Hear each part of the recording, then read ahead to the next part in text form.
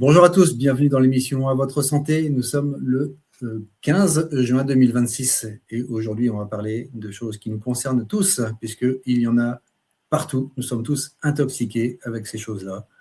Alors je ne parle pas des hommes politiques, je ne parle pas des médias, même s'ils nous empoisonnent l'existence. Non, on va parler des métaux toxiques. On pourrait parler de métaux lourds.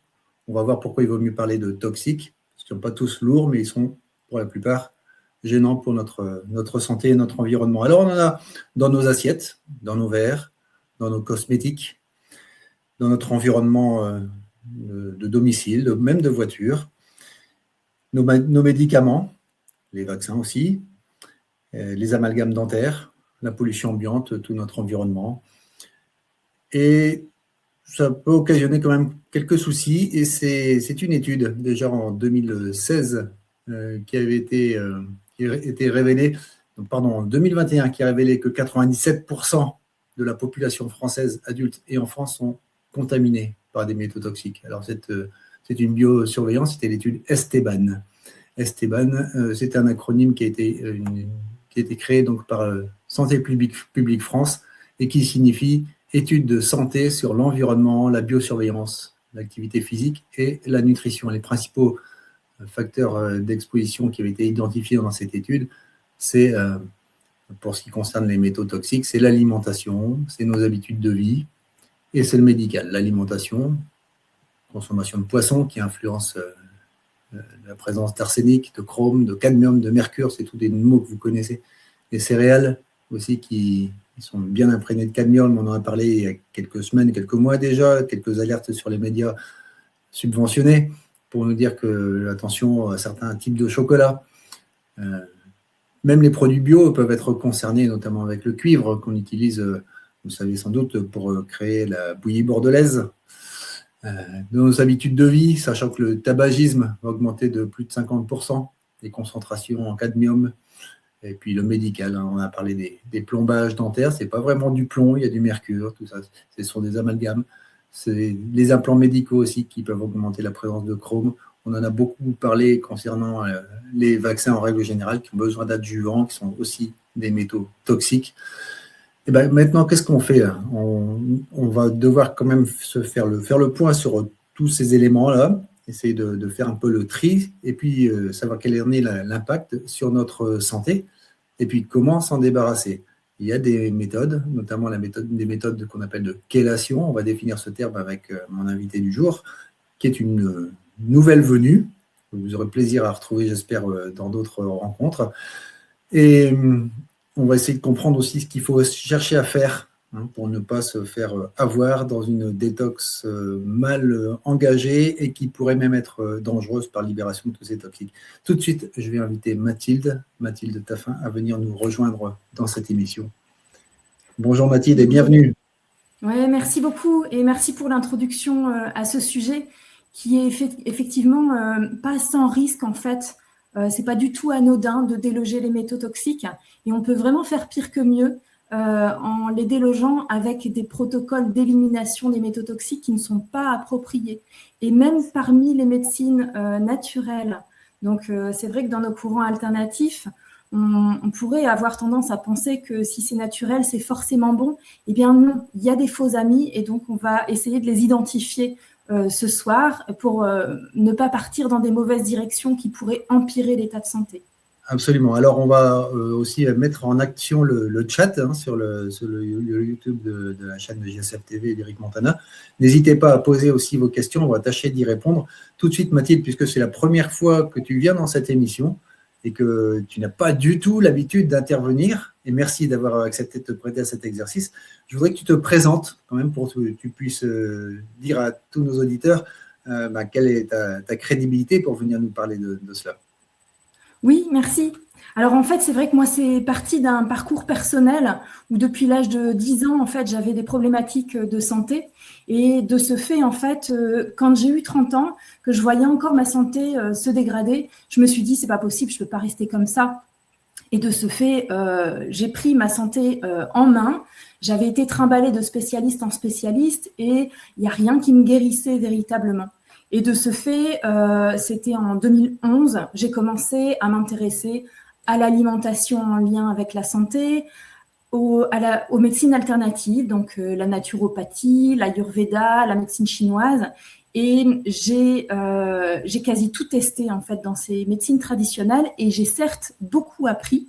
Et il y a quelques petits symptômes qui ont pu s'améliorer, mais en fait, rien qui me guérissait véritablement, des maux que j'avais et qui s'accroissaient encore avec le temps. Et on m'avait dit peut-être que les amalgames qui contiennent du mercure à 50%, c'est pas du plomb, c'est plombage, c'est du mercure à 50%, peut-être que c'est la source de tes problèmes de santé. Et de ce fait, je m'étais dit, je vais les faire enlever. Et là, n'étant pas bien informée à l'époque, tout comme le sont les dentistes sur ce sujet des amalgames mercuriels, ils ne sont pas formés à faire des déposes qui soient suffisamment sécurisées. Et lors de la pose d'amalgame et lors de la dépose, il y a un gros relargage de mercure si on ne sécurise pas bien la démarche. Donc ça, on en parlera tout à l'heure, je vous ferai une petite présentation, et on parlera de l'étape dentaire qui est absolument cruciale. On peut s'approprier le protocole SMART de l'IAOMT, c'est l'Académie internationale de médecine orale et de toxicologie, qui a mis au point un protocole de dépose strictement sécurisé. Voilà. Et donc, dans cet épisode où j'ai retiré quand même 12 amalgames mercuriels, en fait, mon état de santé s'est encore plus délabré. Et puis, celui de mon dentiste aussi, parce qu'ils ne prennent pas suffisamment de sécurité pour enlever ces toxiques en bouche. Et de ce fait, ils intoxiquent leurs patients eux-mêmes et les patients qui passent après eux dans le cabinet dentaire. Et donc, de fil en aiguille, j'ai dû m'arrêter de travailler en 2017 parce que mon état de santé était vraiment délabré. D'ailleurs, j'ai perdu l'usage de la lecture et de l'écriture pendant plus d'1 an. Et j'avais de la fatigue chronique, des troubles genre pré-Alzheimer et pré-Parkinson. Si on côtoie un peu des personnes qui ont ces maladies, je me retrouvais dans ces symptômes de troubles de la mémoire, de vertige, de tremblements, de nausées et d'une extrême fatigabilité cognitive et physique et émotionnelle aussi. Et donc, en fait, quand j'étais en arrêt de travail, j'ai eu un petit peu plus de temps intéressée à ma santé et de fil en aiguille, je travaillais dans l'éducation à l'environnement à cette époque-là et j'avais découvert le sujet des perturbateurs endocriniens et parmi les perturbateurs endocriniens, en fait, j'ai découvert le sujet des métaux toxiques. Et donc, de fil en aiguille, j'ai découvert les différents protocoles de chélation, donc d'élimination des métaux toxiques. Et donc, je me suis rendu compte qu'il y avait des risques, même parmi les médecines naturelles, et on va les passer en revue tout à l'heure, et qu'il y avait aussi des centaines de témoignages qui avaient déjà été rassemblés parmi les milliers de personnes qui étaient passées par cette même errance médicale, parce que là, je vous le redirai, en fait, il faut garder à l'esprit que les intoxications chroniques aux métaux toxiques ne sont pas enseignées en école de médecine, et donc malheureusement, ça n'est pas diagnostiqué, et du coup, c'est maltraité. Et de ce fait, donc ça s'appelle l'errance médicale, et donc, comme beaucoup qui ont cette volonté de récupérer leur santé, on fait des expériences, et puis, on fait les mêmes erreurs aussi. Et aujourd'hui, j'ai créé Potentiel Santé pour éviter aux gens qui sont dans ces situations-là, de maladies auto-immunes, neurodégénératives, des maladies chroniques, des maladies inflammatoires, et qui ne trouvent pas de solution pour aller mieux. On sait que c'est souvent en lien avec les métaux toxiques. En fait, voilà, comme l'a dit Éric Loridan tout à l'heure, Santé publique France a reconnu en 2021 que 97 à 100% de la population française était particulièrement fort imprégnée par les métaux toxiques. C'est énorme. Et donc, on n'est pas concernés tous au même degré et on n'a pas tous la même capacité d'évacuation naturelle dans le corps. Alors ça dépend d'un gène, le gène APOE. APOE2, 3 ou 4, on évacue plus ou moins facilement les métaux toxiques, mais quand il y en a trop, il y en a trop, et ça peut engendrer toutes sortes de pathologies, pareil qu'on va voir en revue tout à l'heure. D'ailleurs, je vous propose, comme là, pour entrer directement dans le vif du sujet, Si Eric, vous voulez bien lancer la présentation, s'il vous plaît. Merci. Donc, je vous ai fait ma petite présentation rapide. En fait, vous savez que notre santé repose sur des piliers. Voilà. Je vous ai regroupé ça en 5 gros paquets. Donc, la respiration, l'hydratation, l'alimentation, l'ensemble de l'équilibre entre les activités et le repos. Donc, j'inclus dedans tout ce qui est choix de consommation médicaux également. Notre santé repose aussi sur la nature de nos pensées, de nos émotions. Après, on englobe, selon nos croyances, le but de vie, la spiritualité. C'est vraiment des gros paquets, hein. Et puis, tout le contexte environnemental aussi qui fait que ça peut impacter notre santé. Et en fait, on s'est rendu compte qu'il y a au moins 4 de ces 5 piliers qui sont affectés par la pollution, par les métaux toxiques dans notre société. Donc, pour la respiration, la qualité de l'air, l'hydratation, alimentation, on va voir un petit peu plus en revue tout à l'heure les différentes sources d'intoxication possibles. Et en fait, voilà, 4 des 5 piliers qui sont affectés par les métaux toxiques. Et par effet de rebond, en fait, ce 5e pilier qui pourrait a priori nous préserver, non, en fait, parce que des fois, on est tellement mal que ça affecte notre but de vie et puis notre bien-être général, notre bien-être psychique. Voilà. Donc, je ne vais pas vous passer tout en revue sur le plan officiel où ça en est, mais c'est vrai qu'on mesure depuis les années 80-90. Vous voyez ici, avec l'appareil Jérôme J405, notamment une étude qui a porté quand même sur 20 000 porteurs d'amalgame, c'est pas rien, qui en fait mesure des émanations conséquentes en bouche, notamment après mastication et brossage de dents des porteurs d'amalgame, comparé à des personnes qui n'en ont pas, et à des taux en fait qui sont assez énormes, même si petits. Jour après jour, ça s'accroît année après année, dizaines d'années après dizaines d'années, et ça peut finir par créer des maladies. Voilà. Donc, je ne vous passe pas tout en revue, mais ça, c'est un petit peu l'historique de reconnaissance du sujet des métaux toxiques. Et vous voyez en fait qu'il y a beaucoup de choses qui avancent quand même ces dernières années. D'ailleurs, vous entendez parler du cadmium assez régulièrement depuis 1 an et demi aux informations. Parce que voilà, ça c'est grâce à l'avis de l'ANSES sur une étude basée sur l'exposition et l'impact de l'aluminium, de l'argent, du cadmium, du mercure, du plomb et des acrylamides. Donc voilà, les 5 premiers, en fait, c'est vraiment les métaux par desquels on va parler aujourd'hui. Et il y a aussi l'arsenic. Et donc ça, on va voir les sources d'intoxication. Et puis aussi, deux autres faits importants.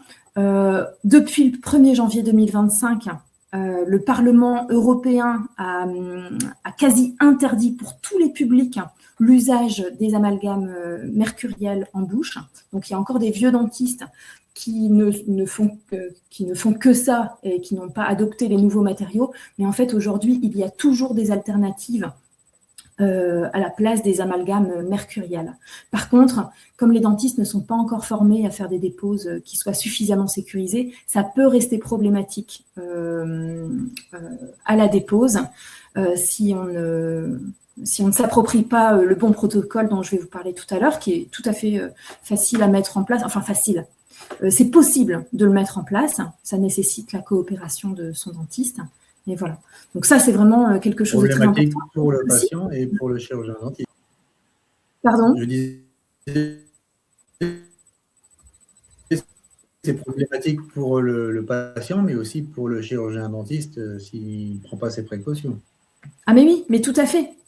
Tout à fait. C'est d'ailleurs pour ça qu'on a tous intérêt à agir main dans la main sur ces thématiques.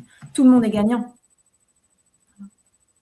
Et enfin, Kennedy Jr., qui vous savez être le secrétaire à la santé aux États-Unis, secrétaire d'État à la santé, a prononcé il y a 1 an la sortie complète du thiomersal, thymérosal aussi, on l'appelle, qui est un dérivé du mercure dans tous les vaccins aux États-Unis. Donc ça, c'est quand même une avancée majeure, avec l'impact que les États-Unis ont sur le reste du monde. Alors, de quels métaux va-t-on parler ce soir? Donc, je vous l'ai dit, on va parler du mercure, plomb, cadmium, arsenic, aluminium, argent, on a cité aussi. Et vous m'avez entendu, je ne parle pas de métaux lourds, je parle des métaux toxiques. Parce qu'en fait, parmi les métaux lourds, on va retrouver des métaux qui sont bons pour le fonctionnement du corps humain, le cuivre, le zinc, le fer, le manganèse, le sélénium et d'autres. Et je me suis demandé à un moment donné quel terme utiliser. En fait, en chimie, on appelle ça élément trace métallique. Mais pour le premier kidam du coin, eh bien, ça n'est pas compréhensible. Donc, on devrait parler de métaux toxiques à l'état de trace dans le corps, parce que même à l'état de trace, c'est perturbant pour les fonctions biochimiques du corps. Et donc, par souci de clarté, j'ai choisi d'appeler ça les métaux toxiques. Voilà. Mais il faut bien se rappeler que c'est à l'état de trace, et ça n'est pas parce que c'est seulement à l'état de trace que ça n'est pas perturbant pour le bon fonctionnement du corps humain. Donc, on va passer à la slide suivante avec les différentes sources d'intoxication. J'espère que vous voyez bien, vous voyez en suffisamment grand les images.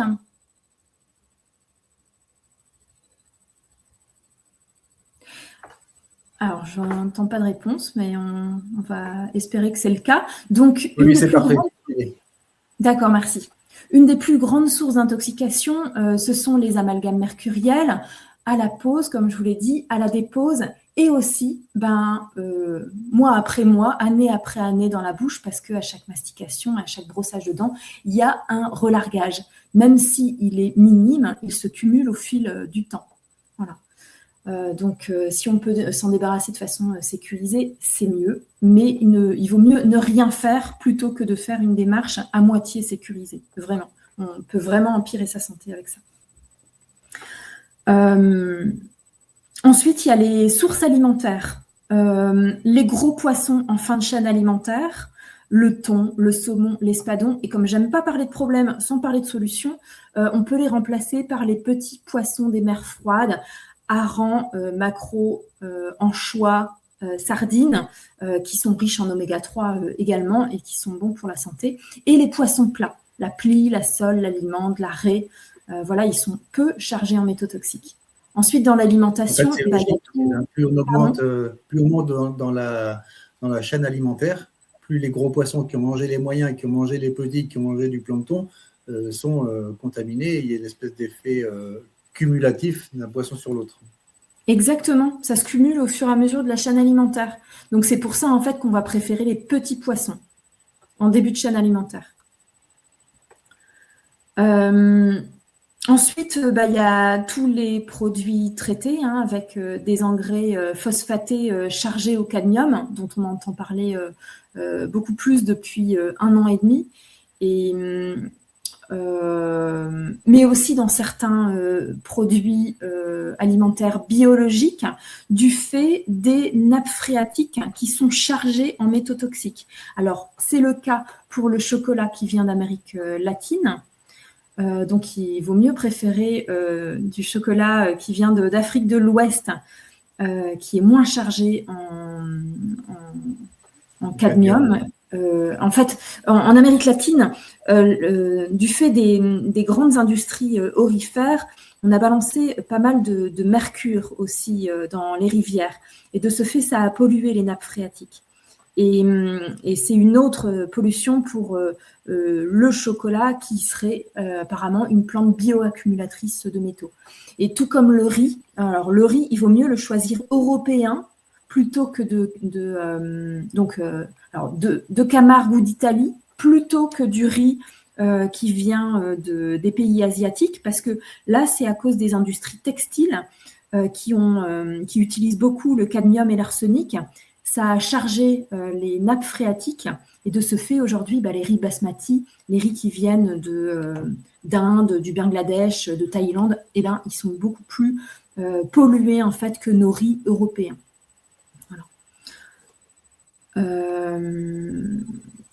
Ensuite, oui, pour continuer dans l'alimentaire, en fait, il y a tous les matériaux qui ne sont pas sains pour la cuisine. L'aluminium, en fait, l'aluminium comporte des particules très mobiles qui se déplacent assez rapidement dans les matières grasses dès qu'il y a du chaud et de l'acide aussi. Donc, l'exemple typique, c'est le poisson avec du citron en papillote. Voilà. Alors, il vaut mieux prendre un plat en fonte avec... alors, on évite le saumon et puis on le remplace par... ça peut être une truite saumonée aussi. Elles sont moins chargées en métaux toxiques que le saumon. Et puis, voilà, dans un plat en fonte, ça sera bien mieux que dans un plat en aluminium ou dans une papillote en aluminium. Ensuite, bon, on le sait, hein, dans la cigarette, il y a beaucoup de polluants et des métaux toxiques. Les anciennes canalisations au plomb, les anciennes peintures au plomb qui ont été interdites dans les années 80, mais de ce fait, si vous faites des travaux dans des anciennes maisons, il faut quand même bien se protéger. Les colorations capillaires chimiques, il vaut mieux préférer les colorations naturelles. Et puis, dans certaines encres qui contiendraient des métaux toxiques, donc il vaut mieux choisir des encres naturelles, vérifier que son tatoueur, si on est intéressé par cette thématique, a fait attention en fait à cet aspect et a choisi des encres de bonne qualité. Ensuite, il y a tout ce qui est... alors, évidemment, la question très controversée des vaccins. Hein. On ne va pas développer ce soir cette question. Je pense que vous avez fait des émissions vraiment spécifiques là-dessus. Le film Vaxxed, le documentaire Une étude qui dérange reprennent bien les problématiques des vaccins et des injections. Et il y a notamment des métaux toxiques dedans, des adjuvants aluminiques et mercuriels qu'on retrouve dans la composition sous le nom de thiomersal ou thymérosal. Voilà. Le mercure a plein de documentaire de Delbictric, on a repassé avant-hier sur cette antenne. Ah, super. Et aussi, alors, les anciens baromètres et thermomètres au plomb, ainsi que les ampoules basse consommation, les lampes fluo compactes. Alors, tant qu'ils sont en usage, il n'y a pas de souci, mais si on les brise, alors ils contiennent un peu de mercure, enfin les thermomètres, ils contiennent beaucoup de mercure, les ampoules basse consommation contiennent un peu de mercure, et du coup, si on les brise, il faut vraiment sortir de la pièce, réfléchir à ce qu'on fait, s'hyperventiler, revenir si possible avec des gants en vinyle, une combinaison de peintre et bloquer sa respiration pour aller ouvrir les fenêtres, aérer pendant 3/4 d'heure et s'armer pendant ce temps-là de chiffons humides ou bien de papier humide et de sacs plastiques et qu'on va revenir en s'étant hyper ventilé et en rentrant quelques secondes à chaque fois pour ramasser avec ces chiffons ou papier humide à enfermer dans des sacs plastiques et à évacuer avec les déchets toxiques. Donc ça, c'est vraiment les précautions à prendre si on casse ces objets. Si on a un tapis sur lequel il y a eu du mercure qui s'est répandu, même si c'est le tapis de votre grand-mère, je suis désolée, mais il faudra vous en débarrasser. Parce qu'en fait, il ne faut surtout pas aspirer du mercure, ce qui risquerait de projeter du mercure partout après dans la maison, ou aux endroits où vous allez utiliser votre aspirateur. Si vous en avez aspiré, il faut vraiment vous débarrasser de votre aspirateur, le jeter, hein, pas le mettre dans une ressourcerie, ce ne serait pas un beau cadeau. Voilà. Donc ça, c'est vraiment les précautions pour les thermomètres et ampoules basse consommation. Ensuite, autre source d'intoxication, tout ce qui est à proximité de zones Céveso, d'industries chimiques, ou comme par exemple, on est dans le Nord-Pas-de-Calais, donc dans le bassin minier à Dunkerque, où j'ai grandi pendant 15 ans, il y a beaucoup de relargage de poussière et notamment des métaux toxiques, cadmium, arsenic. Donc voilà, ça fait des zones assez polluées. Et aussi la proximité avec les zones d'incinération et les crématoriums. Chaque crémation relargue environ 3,5 grammes de mercure dans l'air, ce qui fait les zones alentours des crématoriums des zones très polluées. Voilà. Donc, il ne vaut mieux pas jardiner dans ces zones-là. Il ne vaut mieux pas acheter de maison dans ces zones-là. Et si on a un jardin, on peut un peu nettoyer notre sol, notre potager, par de la culture de choux, qui est une plante hyper accumulatrice de métaux. Et ces choux, on ne va surtout pas les consommer. Après, on va les exporter avec les déchets, si possible avec les déchets toxiques. Vous dites rien à la déchetterie, vous les mettez avec les peintures qui sont traitées comme les déchets toxiques. Voilà. Et puis ensuite, autre source d'intoxication, c'est malheureusement la voie placentaire. Voilà, l'homme, s'il est intoxiqué, va transmettre une génétique altérée, ainsi que la femme, et aussi elle relargue une partie de ses métaux toxiques par la voie placentaire. Donc, si on a un projet de conception, ce n'est absolument pas le moment pour faire une chélation, un protocole d'élimination des métaux toxiques. Il vaut mieux le faire au moins 6 mois avant et l'avoir terminé au moins 6 mois avant d'envisager une grossesse. Et puis après, bon, vous savez, encore autre sujet controversé, les chemtrails, pollution de l'air qui relargue du strontium, du barium, de l'aluminium et autre chose qu'on n'a pas envie de respirer, en fait. Mais bon, ça, c'est quelque chose sur lequel on n'a pas d'impact. Enfin, on a difficilement un pouvoir. De ce fait, bon, est-ce vraiment la peine de s'en préoccuper et de s'en inquiéter? Il ne faut pas se faire du mouron non plus, hein, c'est pas bon pour la santé. Mais déjà, ce sur quoi on peut agir, c'est déjà bien. Et puis voilà, aussi les anciennes piles, hein, si vous en avez, n'attendez pas qu'elles suintent pour vous en débarrasser. Pareil en déchetterie, aux endroits appropriés. Elles contiennent aussi des métaux toxiques. Voilà pour les sources d'intoxication. Alors, je vais terminer ma petite présentation et puis après, on passera un temps de questions-réponses. Alors, je ne vais pas passer en revue tous les symptômes que les métaux toxiques peuvent engendrer parce que c'est énorme et ça mime énormément de maladies inflammatoires, chroniques, auto-immunes et neurodégénératives et même certaines maladies psychiatriques. On sait aujourd'hui que, certains chercheurs ont établi des liens entre les maladies, donc Alzheimer, Parkinson, mais aussi la bipolarité et la schizophrénie en lien avec les métaux toxiques.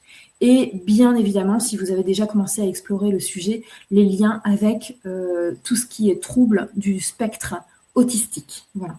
Et aux États-Unis, malheureusement, ils en sont de plus en plus conscients, étant donné que là, ils en arrivent à un enfant sur 28 qui est concerné par un trouble en lien avec l'autisme. On a eu dans cette émission aussi Brian Hooker de Children Health Defense, du conseil scientifique, qui nous en avait parlé. Lui-même a été concerné par l'autisme d'un de ses enfants à cause des métaux lourds contenus dans les vaccins. Ouais. Donc, voilà, c'est vraiment pour ça qu'aujourd'hui, c'est intéressant d'aller plus loin. D'ailleurs, comme on est tous plus ou moins concernés, le docteur Andy Cutler le disait déjà il y a une dizaine d'années, il disait « La question n'est pas de savoir si on a des métaux toxiques ou pas dans le corps.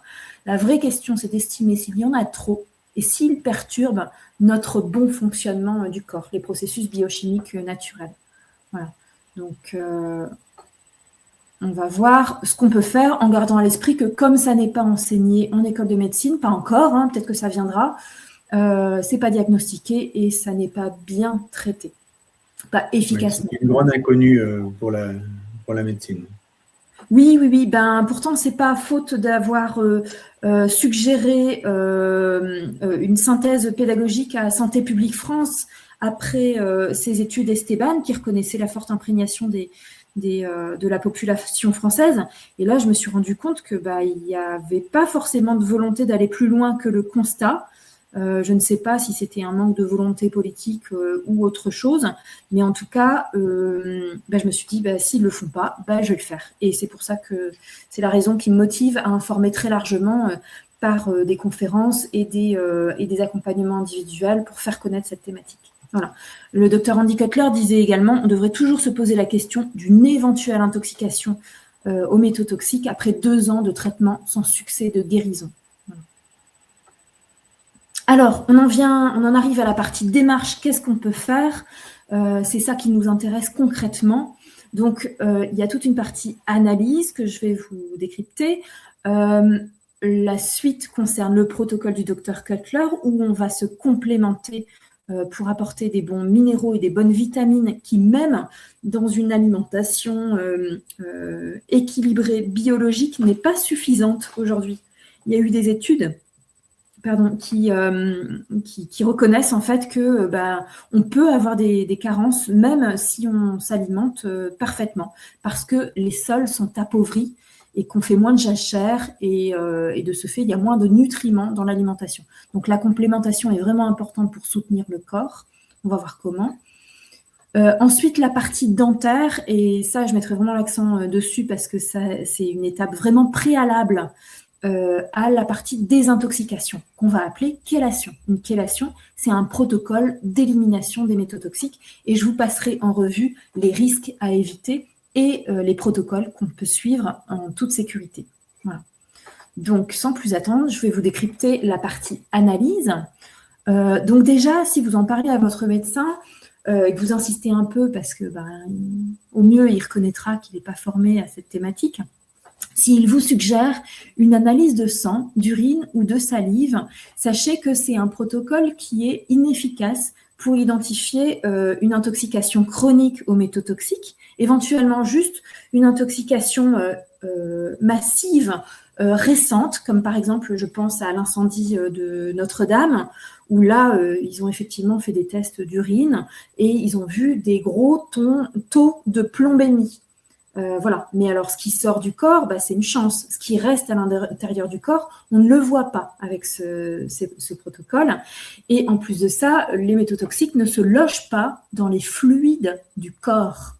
C'est-à-dire qu'ils se logent dans les masses adipeuses, les tissus, les muscles, les os, les organes comme le cerveau.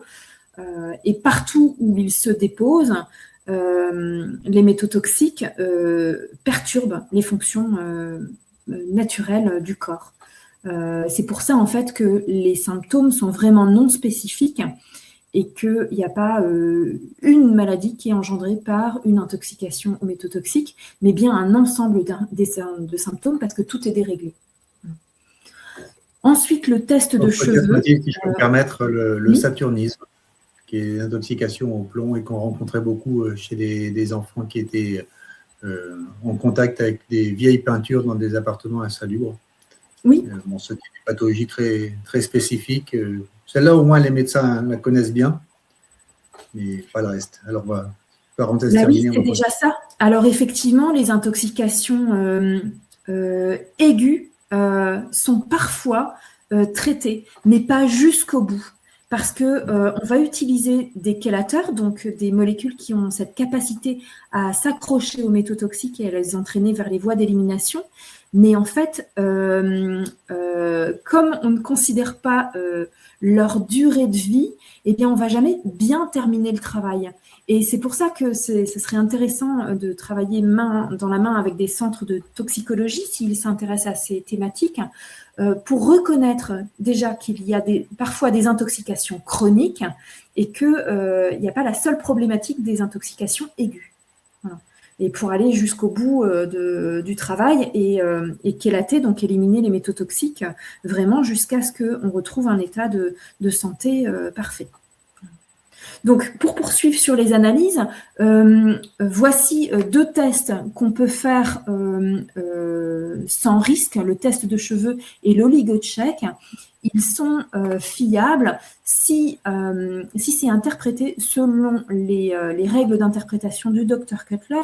Ce ne sont pas des analyses qui peuvent être considérées comme un test de métaux toxiques, mais de dérangement du transport des minéraux.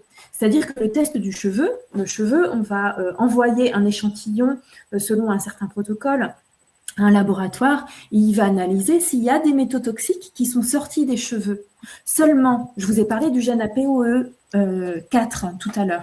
Les porteuses de 2 gènes APOE4 n'éliminent absolument pas de métaux toxiques par leurs émonctoires. Leurs cheveux ne relarguent aucun métaux toxique. Et de ce fait, en fait, on ne peut pas regarder la partie métaux toxiques et se dire « Ah, bah, il y a des métaux, donc je suis intoxiqué » ou « Il n'y a pas de métaux et je ne suis pas intoxiqué ». Ce n'est pas comme ça que ça fonctionne. Il faut que ce soit interprété. Et en fait, dans l'interprétation, on regarde juste la partie des minéraux. Est-ce que ça va déranger le transport des minéraux ? Donc, par exemple, s'il y a une fuite de lithium ou si il y a une fuite de magnésium ou de calcium, ou bien si tous les critères sont hauts. C'est aussi une règle d'interprétation pour laquelle on peut tirer la conclusion qu'il y a intoxication ou pas. Donc, c'est fiable, c'est non intrusif à part la perte de quelques cheveux, et on obtient les résultats au bout de quelques semaines. Voilà. Par un laboratoire, ça se fait depuis chez soi, on reçoit par la poste et on renvoie par la poste. L'oligocheck est quant à elle une analyse au niveau intracellulaire. Alors, c'est selon le praticien chez qui vous allez le faire, il y a des naturopathes qui le font, il y a certains médecins qui ont acquis cette machine pour faire ces tests-là, certains kinés aussi qui font ça. Et en fait, ça, l'oligocheck, alors utilise la technologie, attention, je vais dire un gros mot, de la spectrophométrie du derme palmaire. C'est une technologie qui est utilisée dans le monde de l'industrie qui analyse la fréquence d'onde revenue à partir de points lumineux. Et de ce fait, on sait analyser assez précisément les métaux et les minéraux dans le corps. Voilà, donc c'est une technologie issue des sciences quantiques et qui sera probablement développée dans les années à venir. On a encore du mal à obtenir les unités dans lesquelles ça prend en fait, et en fait j'ai essayé d'en savoir plus, mais en fait c'est pour protéger les brevets qui ne veulent pas donner trop d'informations. Donc voilà, on a des ratios et on sait s'il y a beaucoup de métaux ou pas. Alors il faut garder en tête que même l'OMS reconnaît qu'il n'y a pas de seuil sous lequel la présence de mercure n'est pas dérangeante pour le bon fonctionnement du corps humain. Donc dès qu'il y en a, comme ça analyse au niveau intracellulaire, on peut se dire qu'il y a problématique. Voilà, pour le mercure et puis pour le plomb, pour le cadmium. Ce qui est dérangeant avec le cadmium, c'est que c'est cancérigène. Et puis l'aluminium, qui est très inflammatoire pour le cerveau, hein, qui est gênant pour le bon fonctionnement cognitif. Voilà. Et alors, je vais vous parler d'un dernier test que là, je vous déconseille fortement parce que c'est dangereux et ça s'appelle le test de provocation par intraveineuse. Alors, il y a des médecins courageux qui ont fait des recherches et qui s'intéressent à comment éliminer les métaux toxiques. Donc, c'est génial. Moi-même, je l'ai testé. J'ai fait 13 intraveineuses. Et la première est le test en lui-même. Donc, selon un protocole, on envoie une grosse dose de chélateur qui déloge beaucoup de métaux toxiques dans l'organisme. Et là, on va recueillir dans les urines ce qui a été évacué. Donc, vous voyez bien, c'est différent des analyses d'urine dont je vous parlais en premier. C'est que là, en fait, il y a eu des chélateurs qui ont délogé les métaux toxiques. Et donc, on peut voir en fait des métaux qui sont évacués, qui n'ont rien à faire là. Sauf que la problématique avec ces intraveineuses, c'est qu'on va déjà déloger une quantité massive de métaux toxiques et tout ne va pas être évacué. Et ça, c'est gênant, ça crée beaucoup de stress oxydatif pour le corps et certains vont supporter assez bien ça, même s'ils peuvent avoir des effets secondaires, comme ça a été le cas pour moi, avec un développement de symptômes tels que l'arthrose, la fibromyalgie et de l'arythmie cardiaque pendant plus d'1 an et demi, parce que ça s'était déposé sur le cœur à la dernière intraveineuse. Mais en tout cas, certaines personnes ne vont pas se relever d'une seule intraveineuse parce qu'en fait, si ça se redépose dans le cerveau et que ça crée de l'électro-hypersensibilité ou bien si ça se redépose dans certaines zones qui gèrent certaines compétences sociales qui peuvent développer des maladies psychiatriques, et bien ça, c'est dangereux, en fait. Donc, c'est pour ça, en fait, que je vous déconseille cette alternative de test. Alors voilà, moi j'ai été très heureuse de rencontrer un médecin qui avait eu le courage de s'intéresser à cette thématique, mais comme ça fonctionne pour certaines personnes, il n'avait pas voulu à cette époque-là écouter les raisons pour lesquelles ça pouvait être dangereux pour d'autres personnes. Et pourtant, le docteur Cutler avait recueilli plein de témoignages de personnes qui avaient vécu ça et la même chose et qui démontraient en fait que il y avait un risque de redistribution trop important des métaux toxiques dans l'organisme. Voilà. Alors, je vois le temps qui tourne, il est déjà 9h moins le quart, donc je vais passer à la slide suivante et je vais essayer d'aller vite pour arriver à la partie 4 qui nous intéresse le plus. Donc voilà, la complémentation dans le cadre du protocole Cutler, supplémente en magnésium, zinc, vitamine C, vitamine E et d'autres selon les besoins spécifiques. La vitamine C est vraiment une fantastique complémentation qui va régler énormément de choses. Et souvent, on le prend de façon sous-dosée dans le protocole Cutler. On peut facilement en prendre 3 à 4 grammes par jour en doses réparties. Et d'autres médecins parlent de dosage bien plus important pour régler énormément de pathologies. En fait, la vitamine C va booster énormément de fonctions dans le corps et ça va être un véritable soutien. Donc, n'ayez pas peur d'en prendre des grandes doses, mais assurez-vous que ça ne soit pas additionné de caféine, de guarana, de sucre, parce que tout ça, en fait, c'est pas bon. C'est pas des ingrédients qu'on veut prendre en même temps que la vitamine C. On peut la trouver en pur, en vrac, en dosé, même en gélule, hein, mais à 1 gramme sans additif. Ensuite, la partie dentaire. Alors, je vous ai évoqué tout à l'heure le protocole SMART de l'IAOMT. Si je ne vais pas vous le décrire en profondeur, sachez que ça c'est une dépose sécurisée. Vous voyez sur l'image, il y a bien une personne qui est en train de se faire enlever un amalgame sous ce drap en plastique avec cette aspiration puissante près du champ opératoire. Et vous voyez, les dentistes sont aussi très équipés pour ne pas ramener chez eux des poussières de mercure qui sont extrêmement volatiles et qu'on peut ramener sur ses vêtements et s'intoxiquer ensuite chez soi et intoxiquer les membres de notre foyer. Donc voilà, cette étape de retirer ces amalgames selon ce protocole, elle est vraiment hyper importante et si on ne la fait pas, en fait, on prend le risque de garder des doses massives parce que c'est massif pour notre corps, à peu près 1 gramme de mercure par amalgame, et on risque dans les processus chélatifs, donc d'élimination des métaux toxiques, de renvoyer du mercure, de l'éliminer par l'intérieur du corps, mais en passant par le cerveau, parce que de la bouche jusqu'aux voies d'élimination naturelle, ça passe près du cerveau, et ça, il faut vraiment éviter pour éviter de s'intoxiquer encore plus et de risquer des symptômes tels que je vous les ai décrits tout à l'heure, comme l'électro-hypersensibilité et les problèmes psychiatriques. Voilà, ça c'est vraiment les symptômes les plus graves qu'on peut développer, mais vous pouvez aussi aggraver vos symptômes existants, voire développer d'autres symptômes, donc il faut vraiment éviter. C'est pour ça que cette étape, elle est vraiment primordiale. Voilà. Il y a aussi d'autres détails, mais on n'a pas le temps de les passer en revue aujourd'hui.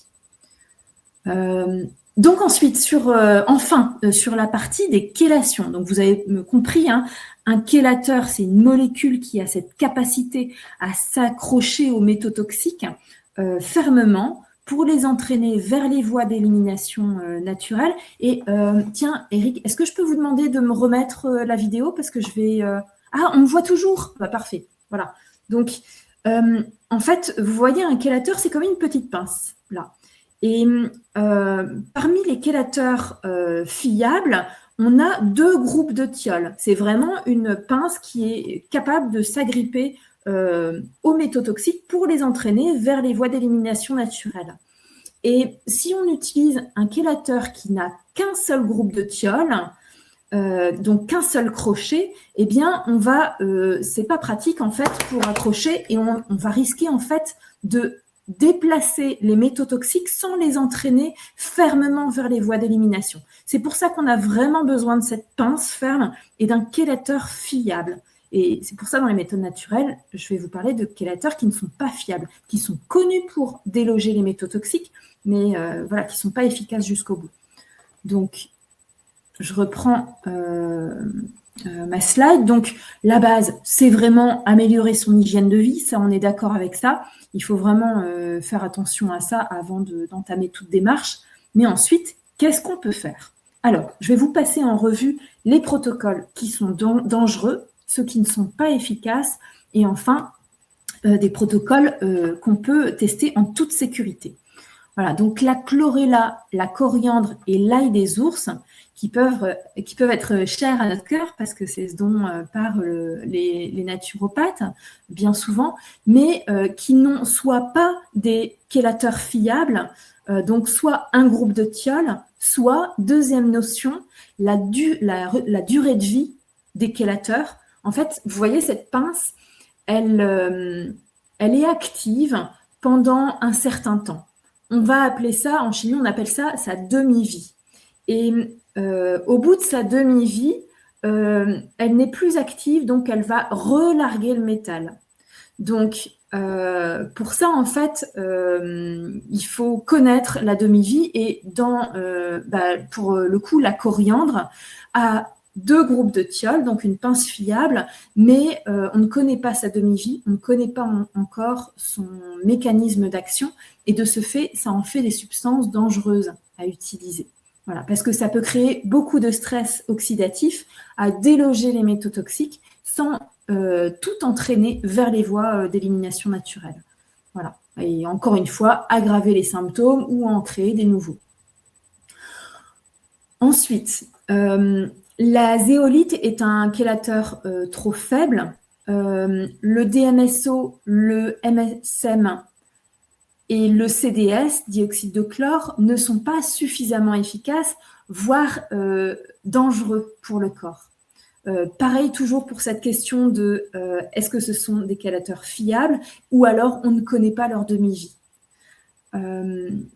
Ensuite, les intraveineuses de chélateurs, donc je vous en ai parlé tout à l'heure avec les tests de provocation. Ça va déloger des quantités massives de chélateurs, pour le coup fiables, mais de façon trop importante. Et les métaux seront transportés juste une fois pendant leur durée de vie. Donc, un peu sera évacué, mais il y a aussi une grande partie qui va se redéposer sur les organes. Hein, en général, quand la nature étant très bien faite, quand la nature, quand on ingère, quand on respire, quand on fait face à des métaux toxiques, la nature les met là où c'est le moins dérangeant pour le corps humain. Si on lui dit, bouge-les, mets-les ailleurs, il va se dire, ok, tu veux pas les mettre dans les masses lipidiques, c'était pourtant l'endroit le moins dérangeant pour ton corps, ok, je vais les mettre ailleurs. Et là, dans les articulations, ça va te faire mal. Ah, puis je vais les déposer sur ton foie, tu vas beaucoup moins... ça va entraver en fait les bonnes fonctions de cet organe, ou bien sur le cœur, ou bien dans le cerveau. Voilà. Et donc, faut se méfier, notamment quand la barrière hémato-encéphalique, qui est si fine, qui fait la protection du cerveau, certains chélateurs passent la barrière hémato-encéphalique. Et donc, ça peut aller créer du grabuge dans le cerveau et créer de la fatigue cognitive, laisser des métaux toxiques se redéposer dans le cerveau et voire créer des pathologies bien plus spécifiques que ça, comme ce qu'on découvre aussi dans tous les troubles en 10. Les troubles en 10, dyslexie, dyspraxie, dysorthographie, ça, ce sont des zones spécifiques du cerveau qui sont affectées. Ensuite, le charbon actif, l'argile, le glutathion, ce ne sont pas des chélateurs. Ils ont cette fabuleuse capacité à capter les toxiques en circulation dans le corps. Mais en aucun cas, ça va passer la barrière digestive pour aller ailleurs, nettoyer au mieux le cerveau ou bien des membres qui auraient besoin d'être nettoyés par les métaux toxiques. Et en cataplasme, ça n'est pas suffisamment efficace. Voilà. Ensuite, les jeûnes. Alors, les jeûnes longs, il faut faire très attention. D'ailleurs, les nutritionnistes le savent, on ne fait pas perdre de poids trop rapidement à quelqu'un parce qu'en fait, la masse lipidique est c'est un cadeau du corps pour stocker les toxiques. Si on n'arrive pas à perdre sa masse lipidique alors qu'on a testé tous les régimes du monde, qu'on a une activité physique suffisamment importante, alors c'est votre corps qui fait cette rétention pour vous protéger, pour protéger les organes et notamment le cerveau pour continuer à bien fonctionner. Alors, le surpoids peut être dérangeant pour le bon fonctionnement du corps humain, mais voilà, en fait, à un moment donné, voilà, cette masse adipeuse, quand elle est là, c'est parfois un cadeau du corps. Voilà. Donc, on va préférer les jeunes. Pardon ? C'est un airbag, il a vraiment sa fonction, hein, le tissu adipeux. Bah oui. Les jeûnes intermittents, je vous laisserai découvrir si vous ne connaissez pas encore par des petites recherches. Les métaux homéopathiques. Alors, je suis la première adepte de l'homéopathie, sauf que pour traiter une intoxication aux métaux toxiques, les métaux homéopathiques vont agir sur le plan vibratoire et faire entrer en résonance tous les métaux toxiques présents dans le corps. Et de ce fait, ça peut devenir dangereux. Et je n'y connaissais rien quand j'avais à peu près une vingtaine d'années et que j'avais pris de l'homéopathie, mais on m'avait donné du Mercurius solubilis et je me suis rendu compte que ça me rendait complètement dingue. Et je n'avais pas compris à ce moment-là, mais j'avais dit à mon médecin homéopathe, je ne vais pas continuer avec ça parce que je ne me sens pas bien quand je le prends. Et j'avais persévéré, hein, mais je sentais que c'était vraiment pas possible de continuer avec ça. Et donc, il y a quelques années, j'ai redécouvert qu'il y avait beaucoup de témoignages qui avaient été récoltés de la même expérience. Et donc, quand vous entendez le métal dans l'homéopathie, eh bien, méfiez-vous-en si vous vous sentez pas bien à sa prise. Arsenicum, nitricum, alumina, je ne sais plus, plombum metallicum, Mercurius solubilis, enfin vous voyez, on les entend en fait. Et donc enfin, le protocole du Dr Cutler que je fais connaître, tout en faisant connaître les risques à éviter, car ils sont nombreux, ce sont donc des petites doses fréquentes de chélateurs fiables qu'on va envoyer de façon régulière et qui a le génie de créer une course relais dans le corps des métaux toxiques comme ça jusqu'aux voies d'élimination naturelles. Voilà. Donc ça, c'est un protocole sécurisé et efficace qu'on ne retrouve pas dans les protocoles que je vous ai expliqués juste avant, mais qui nécessite cette étape dentaire qui est très importante et qui va commencer à des petites doses, sans être des doses homéopathiques, parce qu'on agit vraiment sur la matière, et on va augmenter comme ça au fur et à mesure du temps le dosage jusqu'à ce que les symptômes soient stabilisés. Et en fait, on va arriver à des doses maximum pour sa masse corporelle. Donc, c'est des petits calculs à effectuer. Il y a un choix de 3 chélateurs. Donc, il y a l'acide alpha-lipoïque dans sa forme RS. Et ça, c'est important. La forme R ne convient absolument pas et elle peut empirer l'état dans le cadre de ce protocole pour des chélations. Le DMSA qui va particulièrement bien chélater le plomb et le DMPS qui n'est pas encore autorisé à la vente en France, mais c'est parce que les laboratoires, comme ils n'utilisent pas, n'ont pas encore fait les demandes d'autorisation à la vente. C'est pour ça qu'on ne peut pas l'acheter en France. Mais bon, on peut le trouver par ailleurs. Et voilà, ce protocole a cette efficacité, en fait, à agir en douceur, lentement. Il ne faut pas se précipiter quand on déloge les métaux toxiques. Il faut y aller en douceur. Déjà, l'état de départ est souvent très altéré. Donc, voilà. Patience et longueur de temps. Et alors, on me demande souvent la durée que ça prend. Ça dépend vraiment de plusieurs critères. Comment on est intoxiqué, est-ce que notre corps a aussi une capacité naturelle à évacuer les métaux toxiques, quelle assiduité on va avoir à suivre ce protocole, donc sur 3 jours de la semaine, avec au moins 4 jours de repos entre chaque cycle de chélation, parce que voilà, chaque cycle de chélation va durer 63 ou 64 heures d'affilée, selon le chélateur qu'on choisit. Donc, pour l'acide alpha-lipoïque, on va le prendre toutes les 3 heures, le DMSA toutes les 4 heures et le DMPS toutes les 8 heures. Ce dernier chélateur est le plus confortable d'utilisation, mais il ne passe pas la barrière hémato-encéphalique. Et pour ça, l'acide alpha-lipoïque va être nécessaire à un moment donné du protocole pour aller nettoyer le cerveau.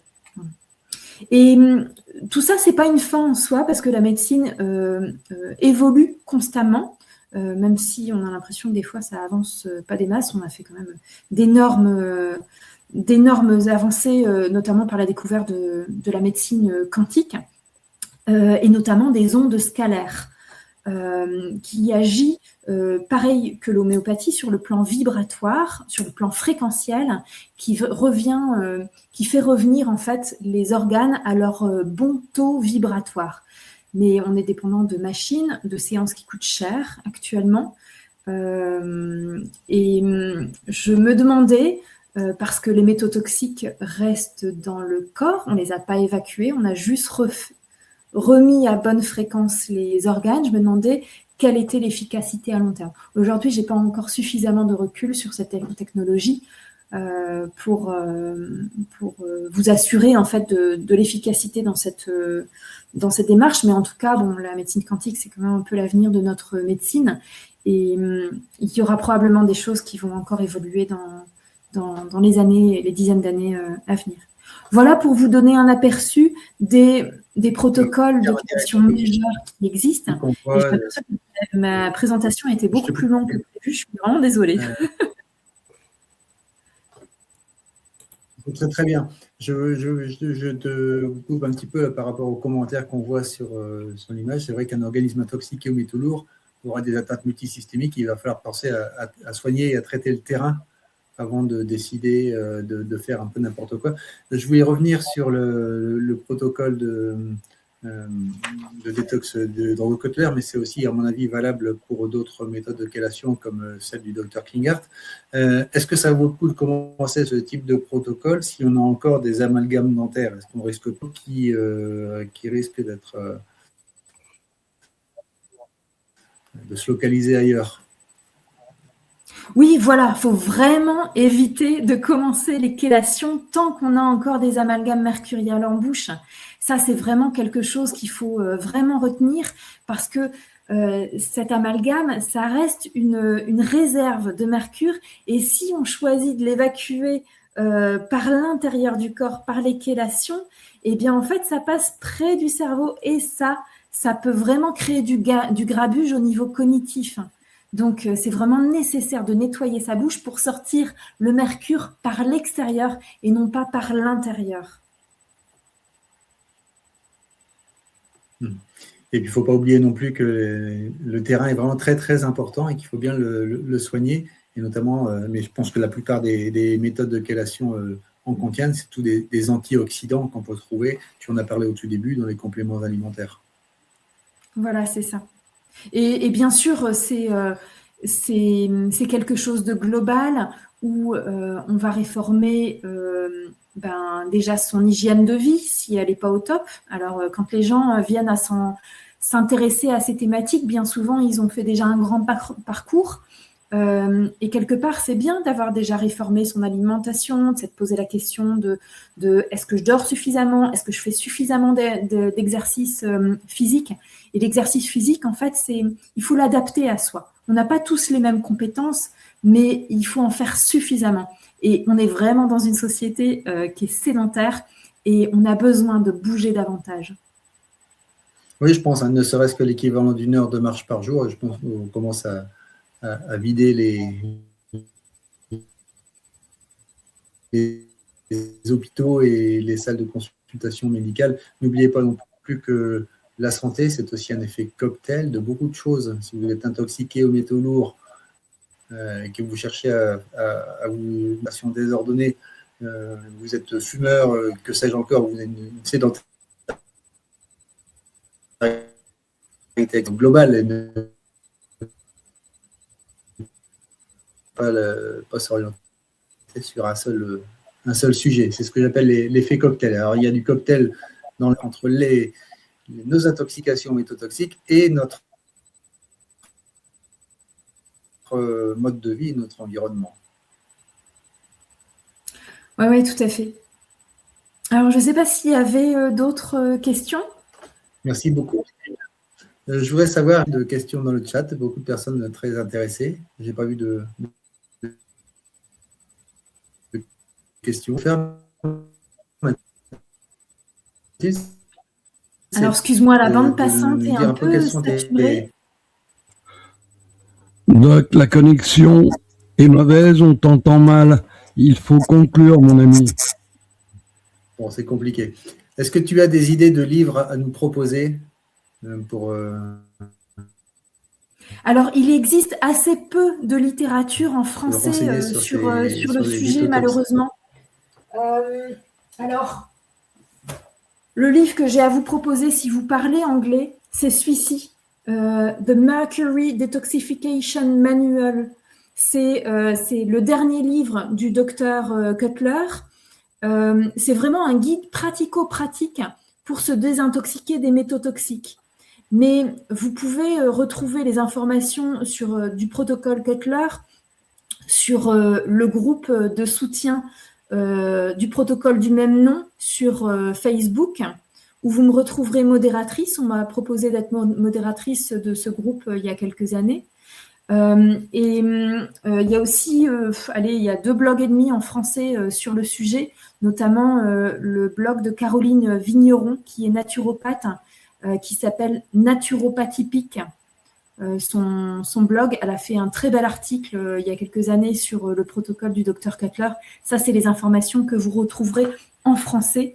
Par contre, malheureusement, moi j'ai la chance de parler anglais et je n'aurais pas eu accès à toutes ces informations si je ne parlais pas anglais. Et c'est aussi pour ça que je fais ça. Donc, n'hésitez pas à me contacter si vous voulez en savoir plus. Je vous affiche mes coordonnées ici. J'ai une page Facebook. Et puis, vous voyez mes coordonnées mail et téléphoniques. Donc, n'hésitez pas à me contacter si vous voulez en savoir davantage ou bien à vous mettre sur ce groupe de soutien au protocole Cutler sur Facebook. Voilà. En tout cas, un grand merci pour votre accueil. Merci Mathilde. Ou est-ce qu'on peut, est-ce qu'il y en a peut-être des personnes qui veulent te consulter directement? Où est-ce que tu es domicilié? Alors, moi, j'œuvre dans les Hauts-de-France et en Belgique, mais aussi dans la francophonie, parce que c'est tellement spécifique et il y a tellement peu de personnes qui font ce que je fais que je m'adapte de toute façon en visio, par téléphone, par mail, pour des accompagnements. Donc, je ne suis pas pédagogue, je ne suis pas thérapeute, je suis pédagogue. Je transmets de l'information comme j'aurais aimé rencontrer il y a quelques années quelqu'un qui m'accompagne dans ces démarches, mais je ne suis pas thérapeute. Voilà, donc ça, je tiens à le souligner. Mais je transmets, en fait, je suis une coordinatrice pour renvoyer vers les bonnes démarches et éviter de perdre du temps, de l'argent et de prendre des risques pour sa santé, voilà, tout en orientant vers au plus rapide et au plus efficace. Voilà, mais sinon, non, j'accompagne même à la Réunion ou bien en francophonie. Je me limite à la francophonie. Mais voilà, on peut me joindre aux coordonnées que j'ai exposées tout à l'heure, ou bien ma page Facebook Potentiel Santé. Voilà, on peut te retrouver donc sur Facebook. On va conclure cette émission puisque nous sommes à plus d'1 heure maintenant. On avait dit un petit peu moins, mais c'est très bien. C'est toujours comme ça que ça arrive. Quelques petits messages concrets. Éviter le chocolat d'Afrique du Sud, d'Amérique latine et préférer celui d'Afrique de l'Ouest. Plutôt du riz de Camargue que celui d'Asie. Utilisez si possible les plats en fonte. Préférez les petits poissons aux plus gros. N'achetez pas, alors ça je ne le savais pas, hein, n'achetez pas une maison près d'un crématorium et donc j'en conclus aussi, si vous voulez préserver la planète, ne vous faites pas incinérer. Hein. Et ensuite, beaucoup de précautions quand vous avez des amalgames dentaires à vous faire retirer. Il faut un dentiste qui soit rompu à cette discipline. N'oubliez pas que si vous cherchez à quélater, il faut aussi pouvoir éliminer et donc ne pas faire ça seul dans son coin. Pas de jeûne prolongé sans accompagnement. Et bon, je retiens surtout donc, la méthode du docteur Cutler, qui est longue, mais qui est douce, mais qui nécessite tout de même de se faire accompagner pour qu'elle soit bien efficace. Merci à toi Mathilde, merci à tous les modérateurs beaucoup. Qui se... Puis on vous donne rendez-vous à la semaine prochaine. N'oubliez pas de diffuser cette émission et de mettre des pouces si vous l'avez apprécié. Au plaisir. Merci.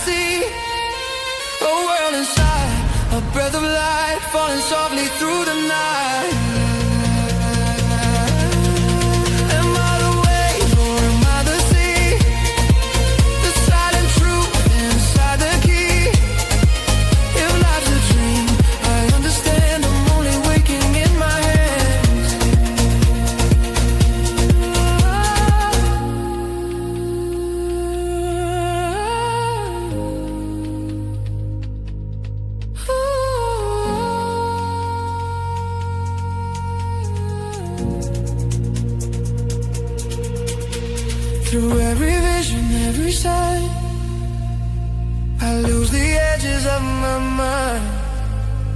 The past, the future disappear. There's only now, there's only here. I am the dreamer and the dream, the flowing river and the stream, a fleeting form, a lasting spark, a flame that whispers in the dark.